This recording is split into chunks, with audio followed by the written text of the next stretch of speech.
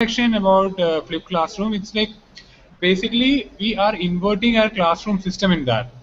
Initially, students had to come to classroom to learn everything. Yeah. Now the concept is like students can learn it from their home and then come to a classroom and have a practical experience application with the teacher. The teacher will be more like guiding them about what they learned. They might be learning it from videos that their teachers must have created and uploaded on YouTube or somewhere else. Then they can go through the video, learn, get the concept at their place, at their home itself, and then come to the classroom and have the application there. So that is basically that is a concept of flipped classroom. Now, Suminder, would you like to add something onto that because you are experienced in that? Yeah, what I have noticed is the video that we provide, which they would be watching at home, or it could be done in the classroom also as a beginner exercise, right? That video should be very catchy. It has to be of a very short duration.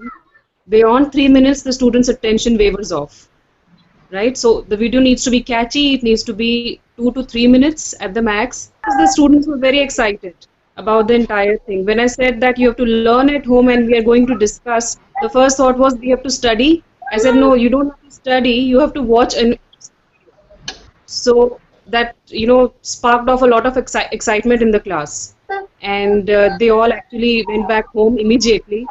They checked their mail. I sent the link through, I had sent them a form which had some questions related to the video. Yeah. So it was about history of internet, basically. History as such becomes a very boring topic for some of them, but the video was interesting and there were some questions following that and got a really good response from the students. Okay. So, and after, when they came back to the class, we discussed the answers of the short quiz that I had given after the video. And then we started off the discussion and lots of facts and things started coming up from the students themselves. Okay. That's what I experienced, yeah. Okay. So that's what Sumindri is sharing. And Shubha, would you like to add something into that? So basically, the flipped classroom in a simple way means that we share videos to a set of students and then we discuss what they saw in the video in the classroom. Saying that this model actually works wonders when we find out the specific set of students in our class. Like I just shared a video with grade 8 which was basically dealing with the HTML concept. So there were students who knew what are basic HTML tags, students who were not knowing the basic HTML tags. Basically, I made a video in such a way that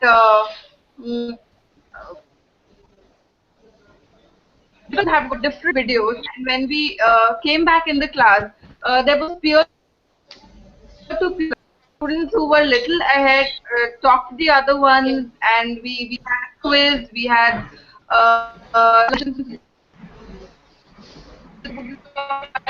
the learning rather than I was teaching, it was more of students who were practicing in people. So that way it really worked well. Okay.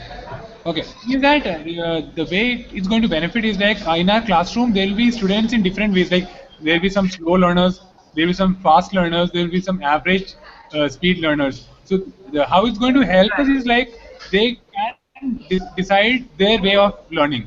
Responsibility of their own learning, and they really feel good about it, doing it on their own, Yeah, learning exactly. on their own. Exactly.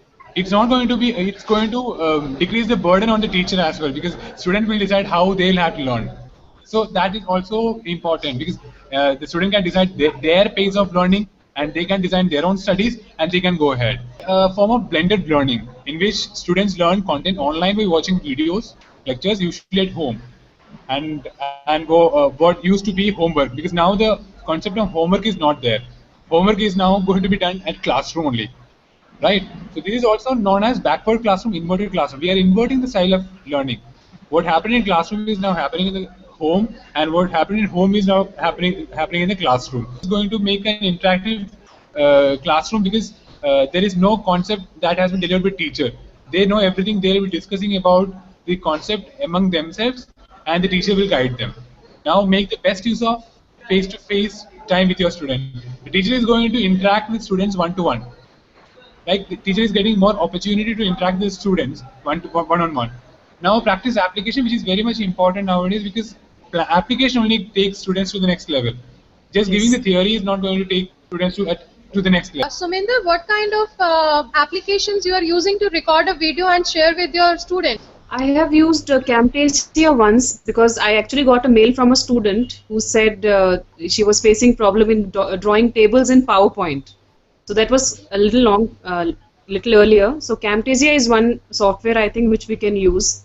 Although as of for flipped classrooms, I have just been using some YouTube videos. I have a couple of my favorite channels there from where I get videos for my subject. First thing is that the students' excitement level is very high because I don't take a book or read from it or explain it on the board or anything. And I just give it as homework, and they can do it at their own time, whenever they are comfortable. So before I just tell them that on Thursday's class, we are going to have a discussion on this, have some activity related to this, So they go through it, discuss with themselves. In one of the classes, I actually asked them to watch a video, and they were supposed to present a portion of that. So I divided the class into, I had 12 members in that class. I divided the class into 4 groups. So 3 of them had to present on one of the subtopics. It was a bigger video. I had given them a video of around 6 to 7 minutes.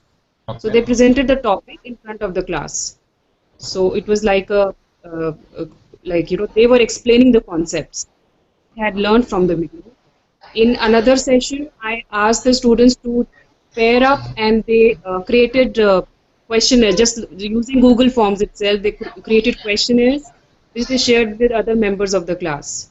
So what happens is they have learned a concept using the video which they have watched at home, and then they are applying that video either to present the information or to create an assessment. Now, creating an assessment is again test of their own knowledge. Like we plan this flipped classroom, we make videos, and we expect the kids to see them beforehand, right? Yeah. So what about the who don't have the facility to see it before? For example, the EWS kids. How will they see the video beforehand? I face this issue with my students because most of them have this thing. But maybe a solution for this is using one of your classes just to show the video. You can show the video in your class. You can call those students probably before the lunch break is over, and show the video at that time. Right, that's what I was thinking, because most of our classes have at least say 8 to 10% of EWS children, and they don't have any access to watching videos and these things. You can try in your class or call them in lunch break. Right, that's right. We did something like this before. We had a session on cyber security and cyber safety, and in that we did this. We showed them video, and then we had discussions and activities based on that. So we were just discussing on that, how that can be made possible. So one option was like calling them in the lunch break 10 minutes before the break is over and showing the video in the class, or you could utilize one of your classes itself to show the video to the entire class. We did that in our school because initially we also were facing the problems of internet resources and connectivity, and parents were not so eager to give the internet time at home. So finally what we decided was we sent a circular from the management requesting the parents to increase the internet time, yes, with supervision, and that really helped a lot. Wherein the parents understood that yes, if the child is studying at home, because when they watch the video at home, they can rewind, they can forward, they can see the video 10 times to understand the concept. So once this happened, I guess the problem of watching the video at home reduced. Yeah, we still have few of them which still say we don't want it. But those certain set of students, yes, we call them during the computer practical time, and the science teachers take 10 minutes of their extra time and show the video to them. But to be very honest, showing a video for 10 minutes doesn't really work for the flipped classroom concept. It has to be. The classroom itself says that that the child should have a self-study mode, and the learning should happen the way they want it to be. So we are to be very honest, in India it will take time. Rather than catering to a few set of students and not applying the concept will not going to work. I think we should keep on going and keep on convincing the parents and show them the result that this really works. So Right. those 10% or the 5% of the crowd will one day will turn up is what I believe in. See, if you don't have any software installed in your system, then what you will do? You still have to use YouTube editor sometimes and just Camtasia come with a 30-day trial provision, and then you have to purchase the software, you have to install that software in your system. That is again a headache for the teacher if that software is not installed in your system. Now what you will do? You have to record a video, you have to share with your students. Now for that, so it is screencast-o-matic.com. You will be getting a live recording video option, and you can record a video in HD format, and you can download the video also, and then you can upload the video also on YouTube. Creators, please help each other. This is what we are practicing here, and if you have any other resources, if we get to know more about any other resources, definitely we'll share with you. Initiate, and they should post questions then and there and should get answers from the community itself. So we'll come together for the next hangout, maybe this week itself or next week. We'll plan out and we'll execute next time. Fine? Till that time, we are signing off. See you. GG rocks. Yeah. Bye. Bye.